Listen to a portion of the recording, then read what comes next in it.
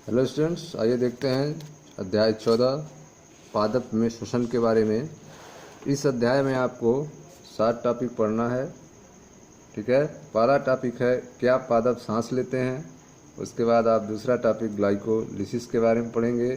फिर किण्वन, ऑक्सी शोषण, श्वसनी संतुलन चार्ट, एम्फीबोलिक पाठक्रम और लास्ट में सांस गुणांक के बारे में पढ़ेंगे। ठीक है, तो आइए अध्याय 14 पादप में श्वसन के इंट्रोडक्शन के बारे में पढ़ते हैं, परिचय के बारे में पढ़ते हैं। तो ध्यान से आप समझें। अध्याय 14 पादप में श्वसन। हम सभी जीवित रहने के लिए सांस लेते हैं। ठीक है, हम सभी प्राणी जो हैं, पौधे जो हैं, वे जीवित रहने के लिए सांस लेते हैं, लेकिन जीवन के लिए सांस लेना इतना आवश्यक क्यों है।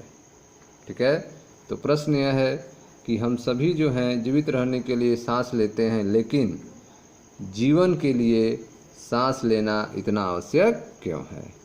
जब हम सांस लेते हैं तब क्या होता है। ठीक है, प्रश्न यह है कि जब हम सांस लेते हैं तब क्या होता है।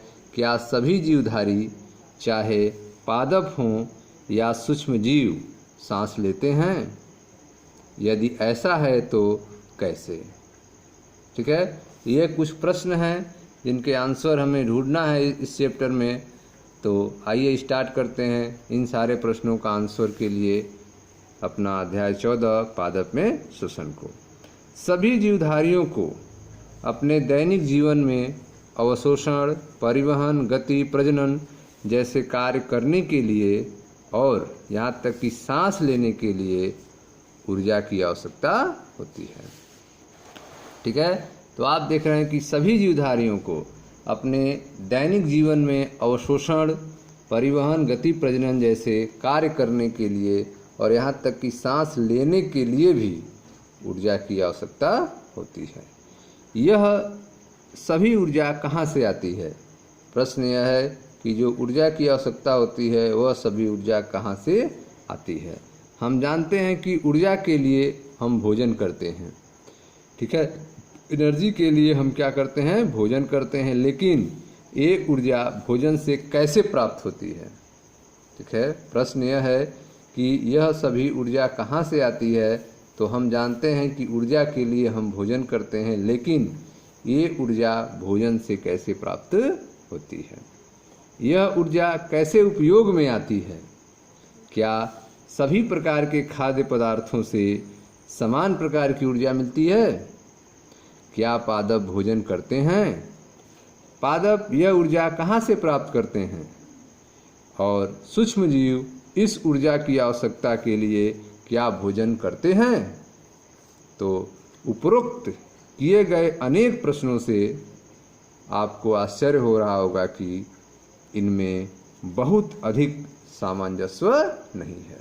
ठीक है, तो उपरोक्त जो भी प्रश्न किए गए उनसे आपको आश्चर्य हो रहा होगा कि इनमें बहुत अधिक सामंजस्य नहीं है, लेकिन वास्तव में सांस लेने की प्रक्रिया व खाद्य पदार्थ से मुक्त होने वाली ऊर्जा की प्रक्रिया में बहुत अधिक संबद्धता होती है। ठीक है, तो आप देख रहे हैं कि वास्तव में सांस लेने की जो प्रक्रिया है और खाद्य पदार्थों से मुक्त होने वाली ऊर्जा की जो प्रक्रिया है, इसमें बहुत अधिक संबद्धता होती है। हम यह समझने का प्रयास करें कि यह कैसे होता है।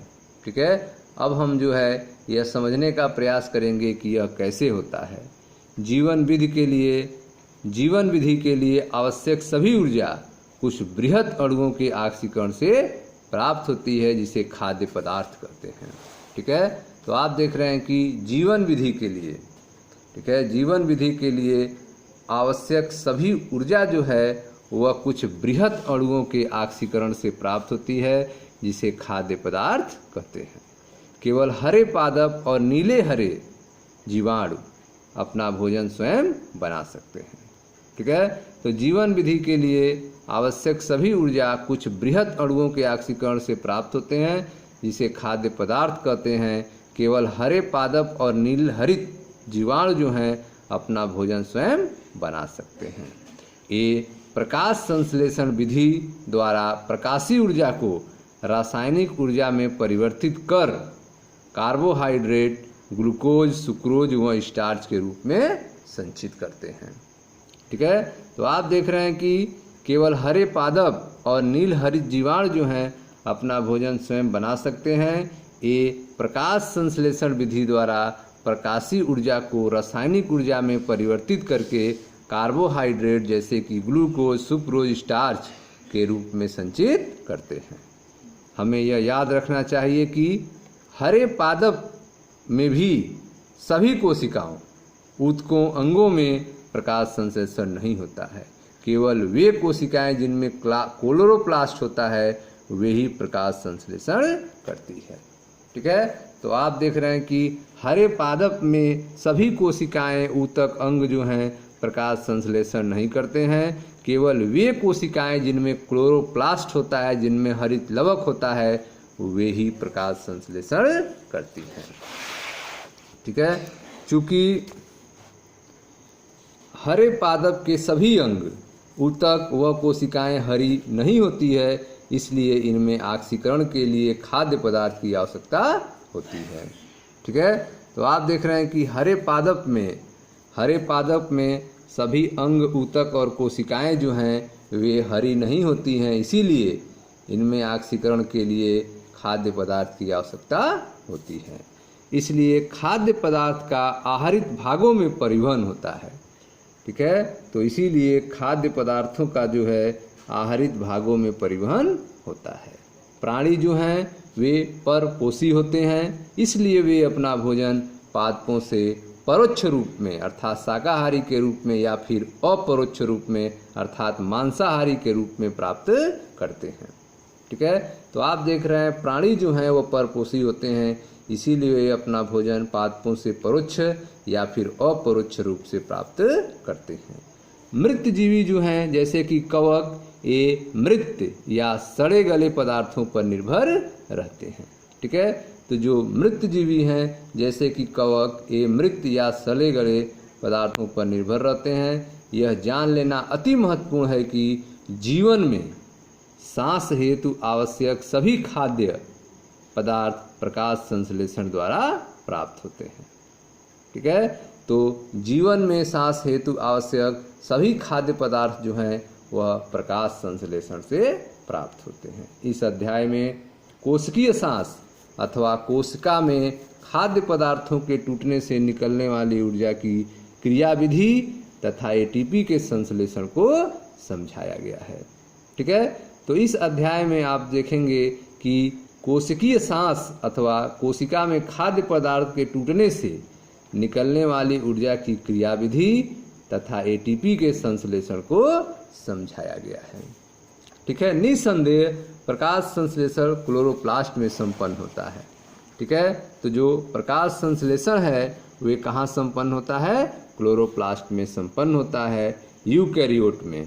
ठीक है, तो जो यूकैरियोट प्राणी होते हैं उनमें प्रकाश संश्लेषण जो है हरित लवक में क्लोरोप्लास्ट में संपन्न होता है, जबकि ऊर्जा प्राप्त करने के लिए कॉम्प्लेक्स अणुओं का विघटन से, ठीक है, तो ऊर्जा प्राप्त करने के लिए कॉम्प्लेक्स अणुओं का विघटन से कोशिका द्रव्य तथा माइटोकॉन्ड्रिया में होता है।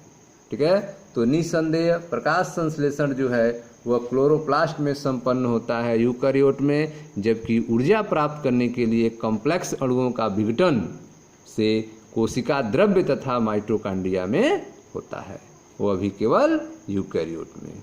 ठीक है, जबकि कोशिकाओं में कॉम्प्लेक्स अणुओं के कार्बन कार्बन आबंध के ऑक्सीकरण होने पर पर्याप्त मात्रा में ऊर्जा का मुक्त होना सांस कहलाता है। ठीक है, तो आप देख रहे हैं कि कोशिकाओं में कॉम्प्लेक्स अणुओं के कार्बन कार्बन आबंध के ऑक्सीकरण होने पर पर्याप्त मात्रा में ऊर्जा का मुक्त होना सांस कहलाता है। इस प्रक्रिया में जिस यौगिक का ऑक्सीकरण होता है उसे श्वसनी क्रियाधार कहते हैं। ठीक है, तो इस प्रक्रिया में जिस यौगिक का ऑक्सीकरण होता है उसे क्या कहते हैं? श्वसनी क्रियाधार कहते हैं। प्रायः कार्बोहाइड्रेट के ऑक्सीकरण से ऊर्जा मुक्त होती है, किंतु कुछ पादपों में विशेष परिस्थितियों में प्रोटीन और वसा तथा यहाँ तक कि कार्बनिक अम्ल भी श्वसनी क्रियाधार के रूप में प्रयोग में आ सकते हैं। ठीक है। तो आप देख रहे हैं कि प्रायः कार्बोहाइड्रेट के ऑक्सीकरण से ऊर्जा मुक्त होती है, किंतु कुछ पादपों में विशेष परिस्थिति में प्रोटीन वसा तथा यहाँ तक कि कार्बनिक अम्ल भी श्वसनी क्रियाधार के रूप में प्रयोग में आ सकते हैं। ठीक है। कोशिका के अंदर ऑक्सीकरण के दौरान श्वसनी क्रियाधार में स्थित संपूर्ण ऊर्जा कोशिका में एक साथ मुक्त नहीं होती है। ठीक है। तो आप देख रहे हैं कि कोशिका के अंदर जो है ऑक्सीकरण के दौरान श्वसनी क्रियाधार में स्थित संपूर्ण ऊर्जा जो है वह कोशिका में एक साथ मुक्त नहीं होती है। यह एंजाइम द्वारा नियंत्रित चरणबद्ध धीमी अभिक्रियाओं के रूप में मुक्त होती है, जो कि रासायनिक ऊर्जा एटीपी के रूप में एकत्रित हो जाती है। ठीक है। तो आप देख रहे हैं कि कोशिका के अंदर जो है ऑक्सीकरण के दौरान श्वसनी क्रियाधार में स्थित संपूर्ण ऊर्जा कोशिका में एक साथ मुक्त नहीं होती है, बल्कि यह एंजाइम द्वारा नियंत्रित चरणबद्ध धीमी अभिक्रियाओं के रूप में मुक्त होती है, जो रासायनिक ऊर्जा एटीपी के रूप में एकत्रित हो जाती है। ठीक है। यहाँ यह समझ लेना आवश्यक है कि सांस में ऑक्सीकरण द्वारा निकलने वाली ऊर्जा सीधे उपयोग में नहीं आती है या संभवतया नहीं भी हो सकती है, किंतु यह एटीपी के संश्लेषण में उपयोग में आती है तथा इस ऊर्जा की जब भी जहाँ भी आवश्यकता होती है यह टूट जाती है। इस कारण से एटीपी जो है कोशिका के लिए ऊर्जा मुद्रा का कार्य करती है, एनर्जी कॉइन का कार्य करती है। ठीक है। तो आप देख रहे हैं कि सांस में ऑक्सीकरण द्वारा निकलने वाली ऊर्जा सीधे उपयोग में नहीं आती है, किंतु यह एटीपी संश्लेषण के उपयोग में आती है तथा इस ऊर्जा की जब भी जहाँ भी आवश्यकता होती है यह टूट जाती है। इस कारण से एटीपी कोशिका के लिए ऊर्जा मुद्रा का कार्य करती है। ठीक है। एटीपी में संचित ऊर्जा जीवधारियों की विभिन्न ऊर्जा आवश्यक प्रक्रियाओं में उपयोग में आती है। ठीक है। तो जो एटीपी में संचित ऊर्जा होती है, एटीपी में जो स्टोर एनर्जी होता है, वह जीवधारियों की विभिन्न ऊर्जा आवश्यक प्रक्रियाओं में उपयोग में आती है। सांस के दौरान निर्मित कार्बनिक पदार्थ कोशिका के में दूसरे अणुओं के संश्लेषण के लिए पूर्वगामी रूप में काम में आते हैं। ठीक है। तो सांस के दौरान जो है निर्मित कार्बनिक पदार्थ जो है वह कोशिका में दूसरे अणुओं के संश्लेषण के लिए, दूसरे अणुओं के निर्माण के लिए पूर्वगामी के रूप में काम में आते हैं। ठीक है स्टूडेंट्स। तो यह था पादप में श्वसन के परिचय के बारे में। Thank you.